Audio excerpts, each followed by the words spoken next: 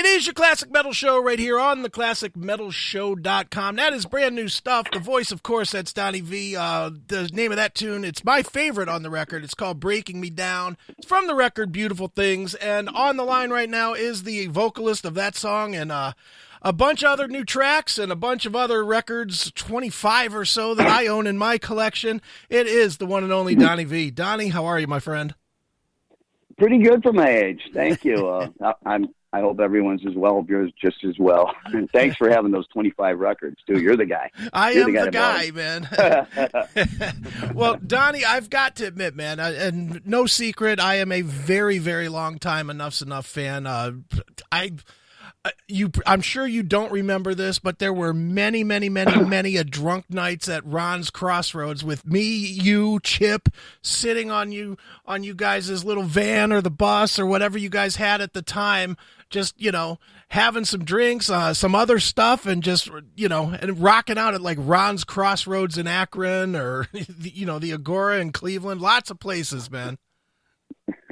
Well, what you just described was something that was every single day and every rounds, whatever. I'm not very good with names of things or dates or, the fine line, but I'm sure that if I seen you, I would remember. And yeah, that sounds like us. Certainly, man.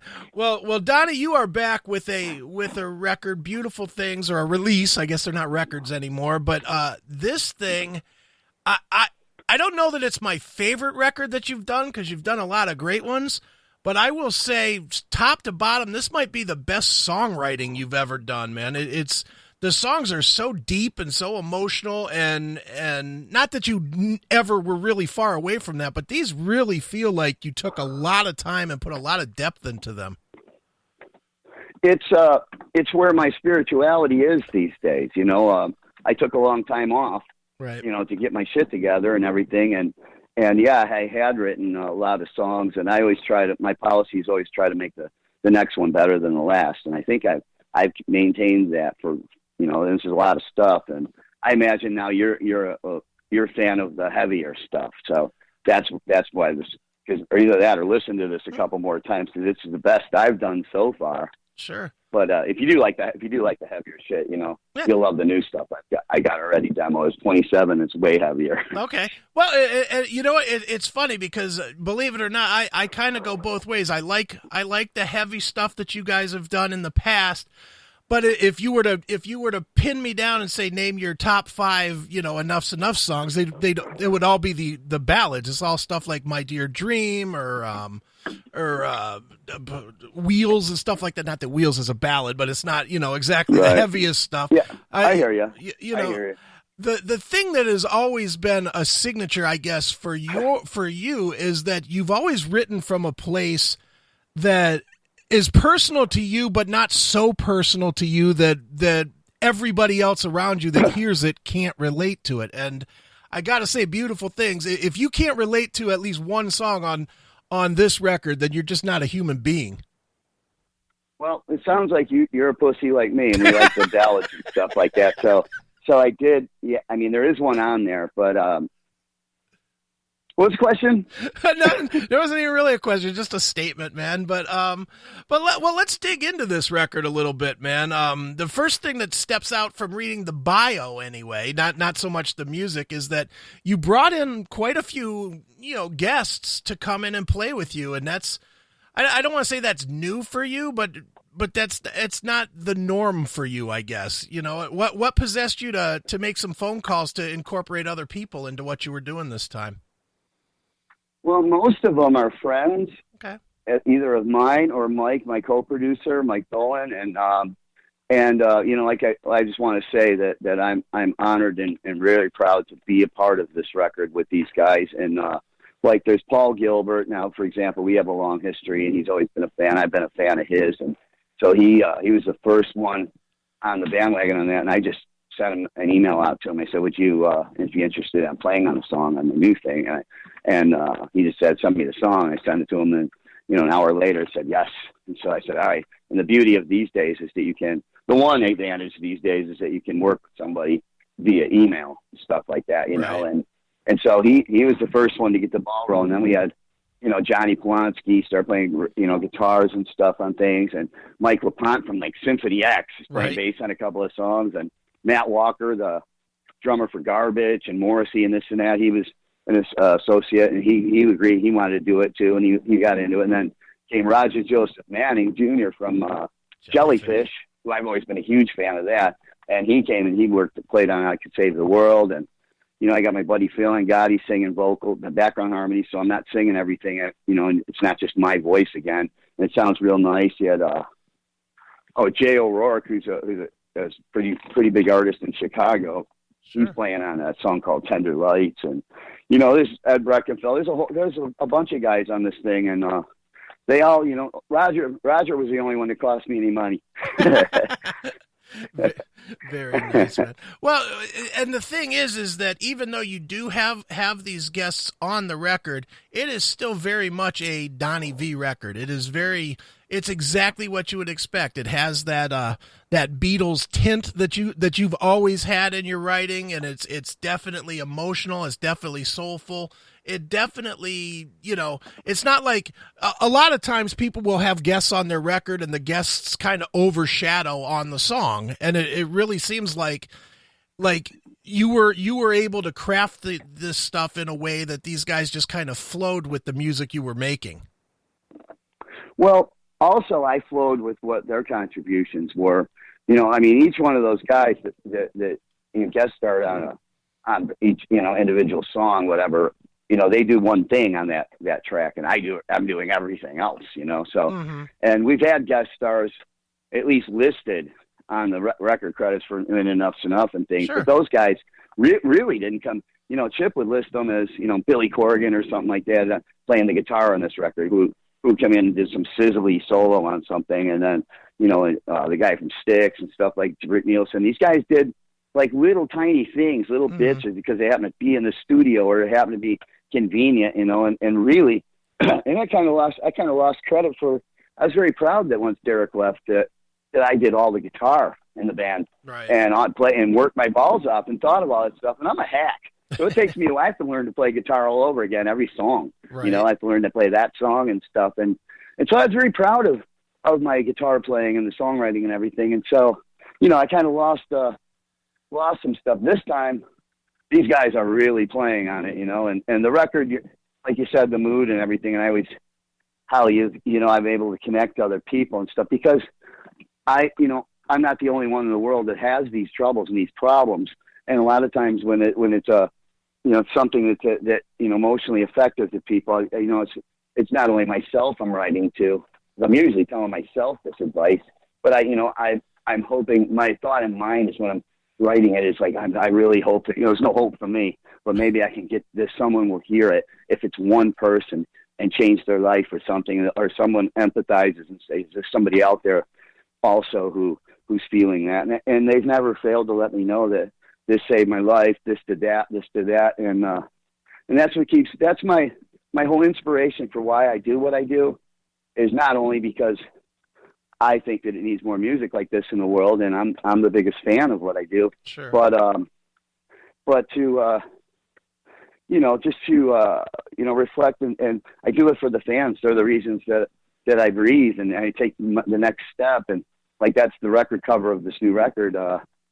Reflects that. Because I decided beautiful things. Well, what's more beautiful than my fans? So I had them all send in their favorite images, and I put those on the cover, and I think it's one of the best covers I've ever seen because it's very eye-catching, it's very appealing, and it has all the wonderfulness on the front of it and inside it, because the record was written in a very positive place in my emotional state and everything and spirituality. So that's why, it's a lot more, those songs, don't think that those took, those were what I was writing for the last 4 years or whatever, because they weren't. I wasn't writing anything. It kind of turned off when it was time for me to do something else and again get my shit together. I was pretty depressed and pretty down when I left the band and things like that. And I was kind of a mess.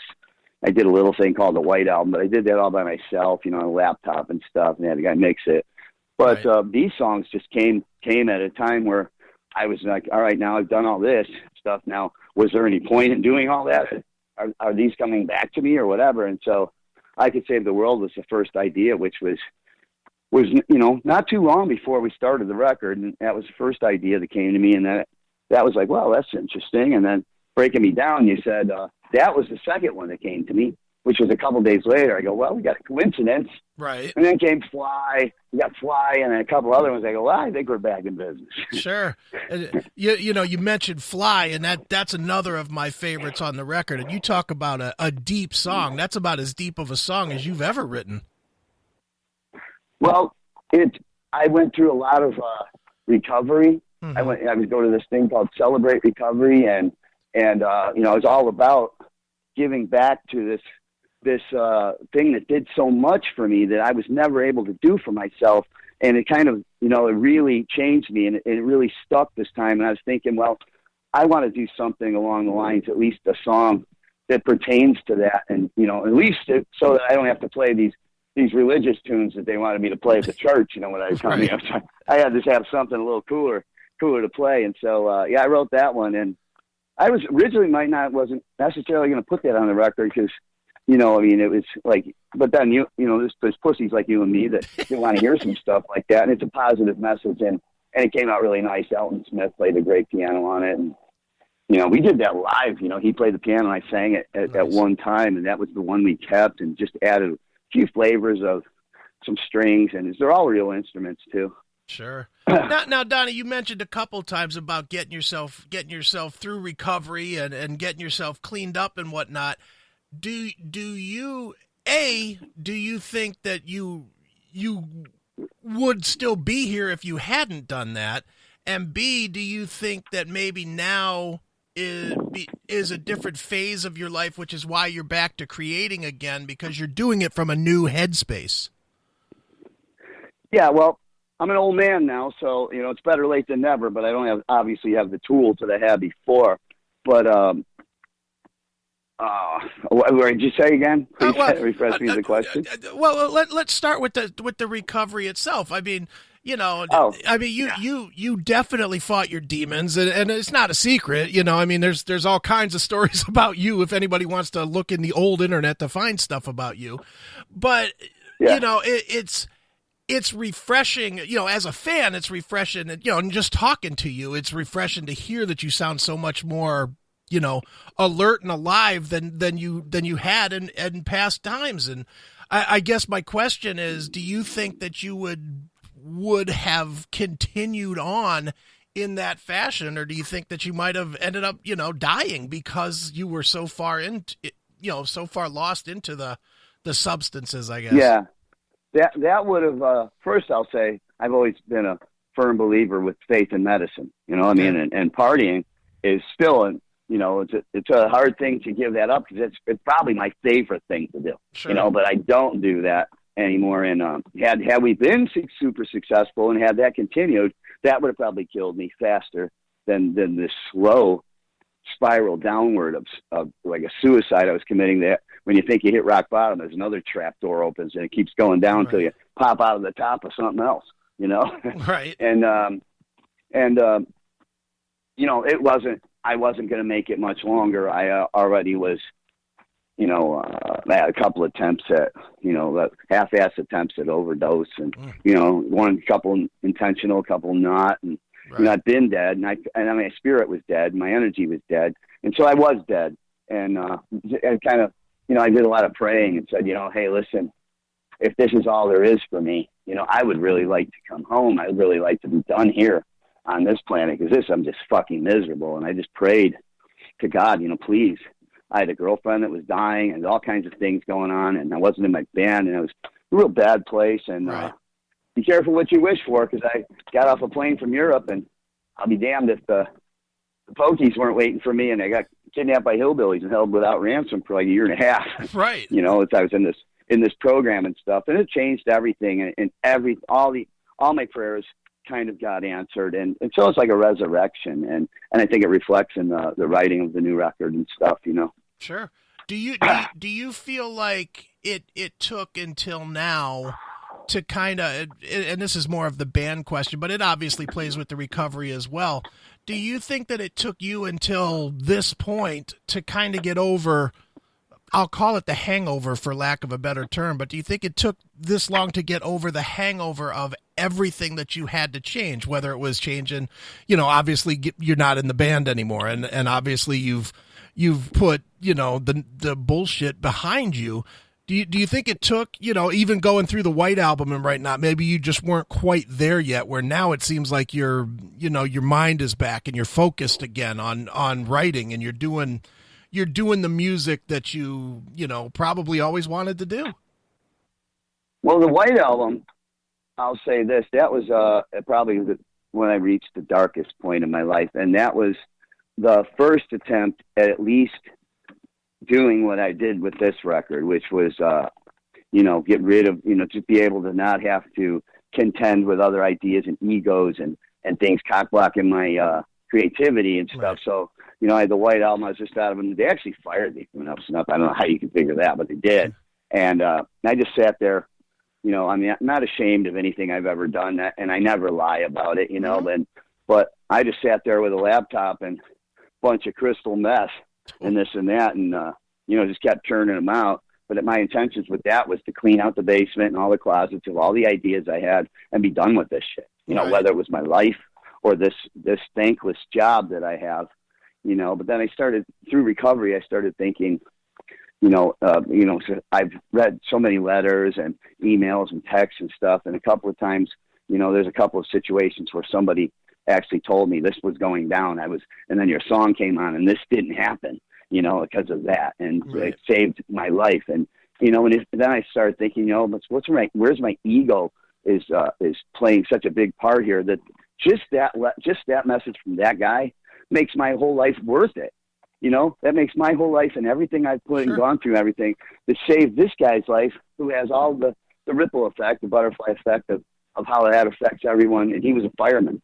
Okay. So he saved a lot of lives after that. And so, it's, that's where you start to reevaluate your priorities. And I've never really made any money, and any money I did make, I had to give back. Right. The rest of it, I just partied it away, but, right. It's money's never been really the issue, because I don't really need anything. I'm low maintenance.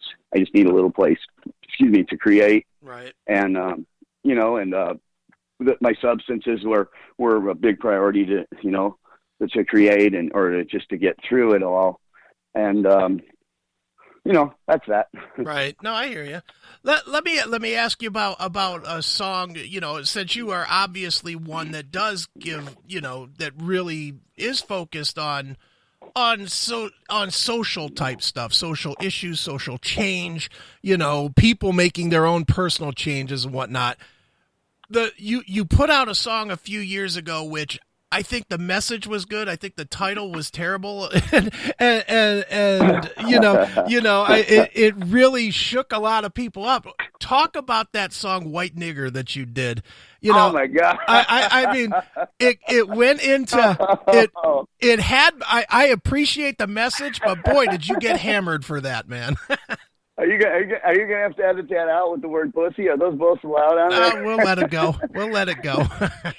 That song was at the same time as the White Album, and it was just a harebrained idea I had let's see if we can't start the forest on fire and see if at least some people will come and roast some weenies at it and get a little, at that, like outrage and attention like that, which I was hoping for a glimpse of that, some fat lady or some NAACP person seeing that and going, what the fuck? And then, it's kind of spreading from there, but nothing.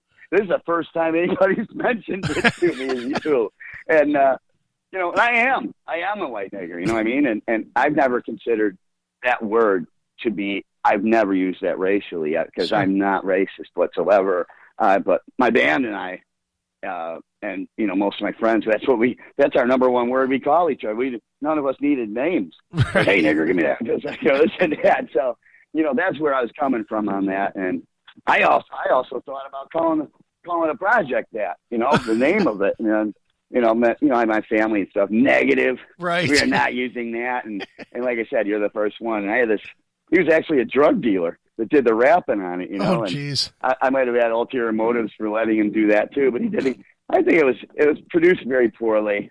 And I don't think it was that bad though, No. That's my attempt that's my attempt to hop on the bandwagon and trying to piss people off because I've never failed to do that, you know. So we might as well take that as extremes, you know, and see what we can do. Well, dude, yeah, let's not talk too much more about that. I have to admit, though, man, you know, as a fan, I was like, oh, look, new song from Donnie Vie. Played it and was like, whoa, what is this? Well, you can see by just the picture that goes with it, that I wasn't even able to use my actual image. It had to be a cartoon, right? You know, you had a lot of Photoshop to the point of where it's a cartoon to use that on there, and that guy's on there too, so you can see him. You can give that to the police if you want. They go pick him up. Nice. Well, Donnie, you know, no secret, you're not in Enuff Z'nuff anymore, and you know, for the reasons that are the reasons, but. What do you think now when you see that Chip is out there and Chip's playing your songs and, you know, all of a sudden there is somewhat of a resurgence with the band? You know, they obviously had the Sirius XM tour, you know, which is pretty good supporting tour. I went out and saw it. You know, no lie to you here. I went and saw it. It was a fun show. It's interesting to hear Chip do your Chip trying to do your voice is really interesting. He doesn't do a bad job singing the songs, but he sure doesn't sound like you. No, he doesn't. I think what he's doing now does all the talking. I have a lot of animosity and I have a lot of issues with him and the way business things went down, some stuff that got pulled. You know, I'll own up to all of my stuff, but you know, I learned to make peace with that, and recently we've become friends again, and we were brothers, and everything great I've ever done, I've done with that guy and started doing it with that guy. It's just, we did a lot of records, man, and you know, you get to a point where even brothers, you know, you got differences to the point of like, you know, I kind of don't want to see you right now anymore, right. You know, and your ideas and what your agenda and this and that, but, you know, I did some very negative interviews, and I listened to them and read them and this and that. I go, you know, that doesn't sound classy. That sounds like a fucking asshole is whining and bitching. So I try to keep it more positive. And in my heart, as much as I have disagreements, there's, you know, desperation that causes desperate acts. And you know, in my heart, I felt that my love for him and my time spent with him and everything in the broad spectrum of things was much bigger than my